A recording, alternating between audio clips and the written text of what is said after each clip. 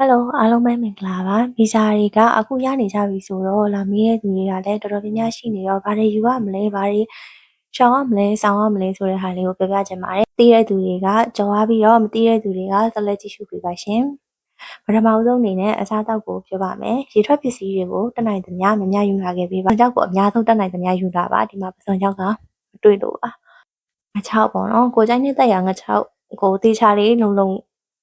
အနက်လုံထုတ်ပြီးတော့ယူလာခဲ့ပါလက်ဖက်ကိုများများတည်လာခဲ့ပါလက်ဖက်မနှက်ရသေးတဲ့ဟာကိုလူမီဆိုရင်နှစ်ပိတ်တာလောက်အထုတ်ကြီးတည်လာခဲ့ပေါ့နော်တည်လာပြီးတော့ရေခဲတက်တာထဲမှာအခဲရိုက်ထားတယ်ကိုလူသလောက်လေးယူပြီးတော့နှက်တယ်ပေါ့အဲ့ဟာနဲ့တွဲစားဖို့အတွက်ကိုကအိမ်ကနေပြီးတော့50တာလောက်ပဲယူလာရင်ရပါတယ်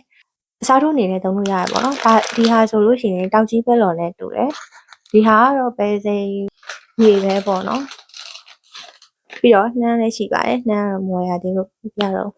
အဲ့ဟာတွေနဲ့တွဲစားလို့ရပါတယ်အဓိကလက်ဖက်ကြိုက်တဲ့သူဆိုရင်အများဆုံးတက်နိုင်သမျှယူလာခဲ့ပါရေခဲတက်တာမှာအခဲရိုက်ထားလို့ရပါတယ်ရေထွက်ပစ္စည်းတွေပဲယူလာလို့ရပါတယ်အသားကြောက်တွေကိုတော့ခွေးနဲ့ဆင်ရင်တော့သိမ်းခံရမှာပဲနောက်တစ်ခုကကြောက်ချောင်းကဒီမှာရှားတယ်ကြောက်ချောင်းဝဲချောင်းစားတင်တယ်ဆိုရင်တော့သေချာလေးထုတ်ပိုးပြီးတော့ခိုးတယ်လို့ရပါတယ်ဒီတိုင်းသေချာပတ်ပြီးတော့စာရေးပြီးတော့တင်လို့ရပါတယ်အနွေရဲ့ကိုတော့လေဖောင်းအင်ကြီးတစ်ထည်လောက်ပဲကိုလေရင်ပေါ်မှာဝတ်ဖို့အတွက်ပဲပေါ့နော်ယူလာစေချင်ပါတယ်လူမီတို့ဝယ်လာတော့ဆိုလို့ရှိရင်တခုမှမလွယ်ဘူးတခုအခုဆိုရင်ချောင်းထိုးထားရတယ်အဆွက်တာအင်ကြီးကိုတော့4ထည်လောက်3-4ထည်လောက်ယူလာစေချင်ပါတယ်ဘာလို့လဲဆိုတော့ဒီလိုအင်ကြီးတစ်ထည်ဝတ်မယ်ဆွက်တာတစ်ထည်ဝတ်မယ်အပေါ်ကနေနှင်းကိုင်တစ်ထည်ဝတ်မယ်အဲ့ဆိုရင်တော့လူကတော်တော်နှွေးပါတယ်အနည်းဆုံး9ယူရိုကနေအများဆုံး30ယူရို50ယူရိုထိပတ်စံလိုက်နိုင်သလောက်ကောင်းကောင်းလေးနဲ့နွေးနွေးလေးရပါတယ်လေဖောင်းအင်ကြီးအများကြီးတည်လာစရာမလိုပါဘူးနေ့ကျ skin care အနေငယ်လောက်သာယူလာခဲ့ပါဒီမှာက skin care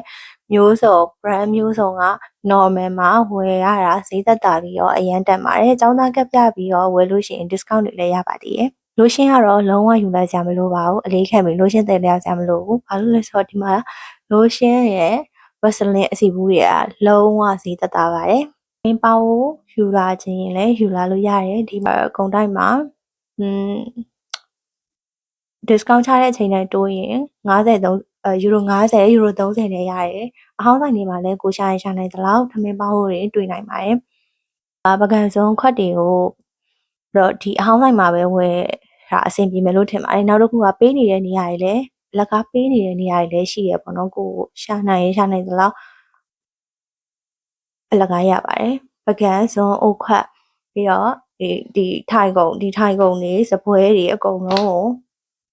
လကားပေးတဲ့နေရာတွေရှိရနောက်တစ်ခုကရောက်ချင်းစားဖို့အတွက်အစာပြေးခောက်ဆွဲကြောက်တစ်ထုပ်တော့ယူလာခဲ့စီစဉ်ပါတယ်3မိနစ်အိုးလေးတအိုးလောက်တော့မဖြစ်မနေပါအောင်ယူလာခဲ့စီစဉ်ပါတယ်ရောက်ချင်းဘယ်သူမှအပြင်မထွက်ချင်ဘူးအရန်ပင်ပန်းတဲ့အတွက်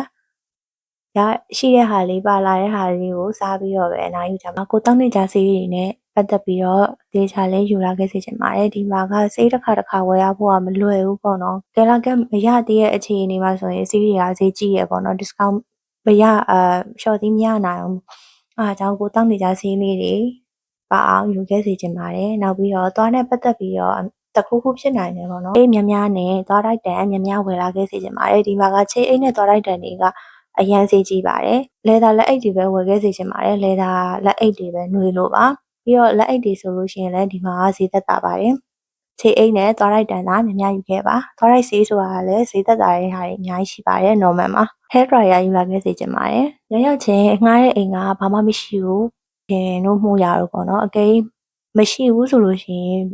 ဘယ်လိုအိတ်မလဲပေါ့လူတအုပ်မှာအဆွတာ3-4တယ်လောက်ပါလာတယ်ပြီးတော့စောင်းနဲ့သုံးမွေးအုပ်ထုပ်လေးလည်းယူလာသေးချင်ပါတယ်ပေါ့လဲပေါ့ရမယ်နှွေးလဲနှွေးရမယ်ဆိုတဲ့စောင်းအဲ့စောင်းတစ်ထည်ယူလာသေးချင်ပါတယ်တညတာတော့ဖြစ်တယ်လို့ရအောင်အိပ်ရမှာပဲပေါ့နော်ဒီကိုငါးဟားတဲ့အိမ်ကဘာမှမရှိတဲ့အချိန်မှာလောက်ရမယ်အရာပေါ့ skin care တွေမဝယ်လာပါနဲ့ကိုသုံးသလောက်ပဲဝယ်လာပါဆေးကိုတောင်းနေကြအရာပဲဝယ်လာပါအစားအသောက်မြန်မာအစားအသောက်တက်နိုင်သမျှများများတည်လာခဲ့ပါအထူးသဖြင့်လက်ဖက်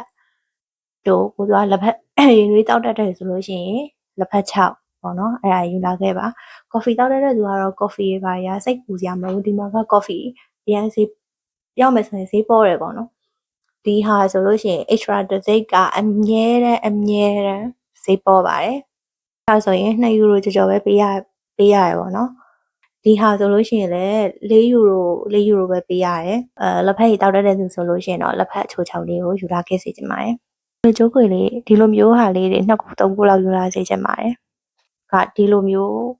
ခေါင်းလေးတွေ3ခု4ခုလောက်ယူလာစေချင်ပါတယ်ဒီဟာနဲ့ဒီလိုတွယ်ပြီးတော့မှအဆင်ပြေမှာမလို့ပါဒီလောက်ပဲပြောပြရစီနောက်တစ်ခုကကြတော့အကယ်၍ဒီရောက်လာပြီးသွားလို့ရှိရင်ရုံးတွေကိုဘယ်လိုတစ်စက်ပဲရုံးတစ်ခုပြီးတစ်ခုဘယ်လိုသွားရမလဲဆိုတာကိုနောက်ထပ်ဗီဒီယိုထပ်လုပ်ပြီးတော့ပြပြပေးပါမယ်မိခိုပါလာတဲ့သူတွေပေါ့နော်ဘယ်လိုအခက်အခဲတွေရှိတယ်ဘယ်လိုမျိုးကြုံတွေ့ခဲ့ရလဲဆိုတဲ့ဟာကိုလည်းပြပြချင်ပါတယ်အားလုံးပဲတတားပါဒီဗီဒီယိုလေးကတော့အစားအသောက်တွေဘယ်လိုယူလာမလဲဆိုတဲ့ဟာကိုပြောပြချင်တာဖြစ်ပါတယ်တတားပါ